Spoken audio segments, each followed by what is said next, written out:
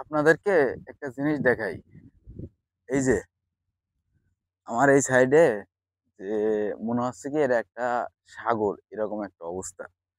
অনেক বড় একটা জায়গা নিয়ে অনেক বড় এরিয়া করে এখানে এই যে মানে পানি রাখা হইছে।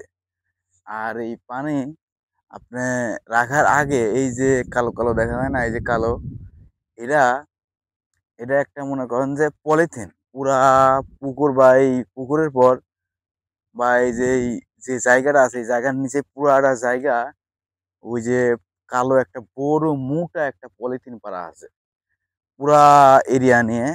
যে পানি যখন এই জায়গা রাখা হয় যে এখানে পানি রাখলে যদি পলিথিন না থাকে মনে করেন যে এই পানি 2 থেকে 3 ঘন্টা এখানে টিকবে না, সব পানি এই বালু খাইয়ে ফেলবে।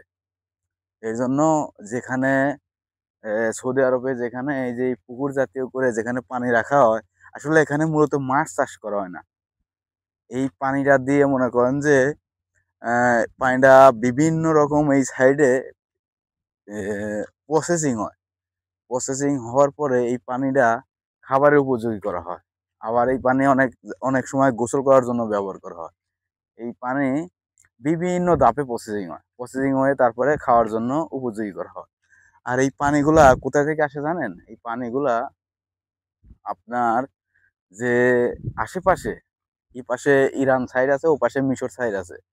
২ পাশে ২ টা খাল আছে। একটা সুয়েজ খাল, একটা হরমুজ ফলানি। এখান থেকে প্রায় ৩০০, ৪০০, ৫০০ কিলোমিটার দূর থেকে এই যে বড়, বড় পাইপ এই মাটির নিচ দিয়া বহুত পাইপ আছে সৌদি আরবে। এই পাইপের মাধ্যমে এই জায়গায় পানি আসে। সেই পানি দিয়েই মনে করেন যে এই পানি এখানে যে বড় একটা সাইডে কাজ চলে, এই কাজের বিভিন্ন জায়গায় এই পানি সার্ভিসিং দেয়। মানে এই পানিগুলা বিভিন্ন বাসায়, বাসায় এই পানিগুলো দেওয়া হয়। দেওয়ার পরে মনে করেন যে হয়তো গোসলের কাজে ব্যবহার করা হয়। আর যেটা বেশি প্রসেসিং করে খাবারের উপযোগী করা হয় সেটা ড্রিংকিং ওয়াটার হিসাবে ব্যবহার করা হয়। তো এই সৌদি আরবে আসলে কোথায় যে কি আছে এই মাটির নিচে এর কোনো বলার কোনো নাই। কারণ এখানে সব জায়গায় আপনার পাইপ দিয়ে কাজ চলে। মানে এখানে পানি এখানে বৃষ্টি হয় না তেমন। এইজন্য এখানে পানিটা বেশিরভাগই নদী বা সাগর থেকে আসে। বড়, বড় যে সাগরগুলো আছে এই সাগর থেকে আসে এই পানিগুলো। আর সৌদি আরবে বিশেষ করে তেমন কোনো বৃষ্টি হয় না। প্রায় আমি ২ বছর হয়ে গেল এখানে আসছি। মানে আমি ২ থেকে ৩ দিন বৃষ্টি পাইছি। তাও তেমন না, হালকা একটু বৃষ্টি পড়ছে। এখানে বৃষ্টি তেমন দেখা যায় না। তো এই দেখেন পানি এখানে ওভারলোড হয়ে গেছে, মানে বেশি হয়ে গেছে। তার জন্য এই যে সাইডে কিছু পানি আসলে বের করে দিচ্ছে। এই যে সাইড দিয়ে সব পানি সাইড দিয়ে বের করে দিচ্ছে। আসলে সৌদি আরবে বৃষ্টিপাত হইলে আসলে এই মরুভূমি এরকম থাকতো না। আসলে হয়ে যেত। অনেক গাছ বা অনেক জঙ্গল হয়ে যাইত।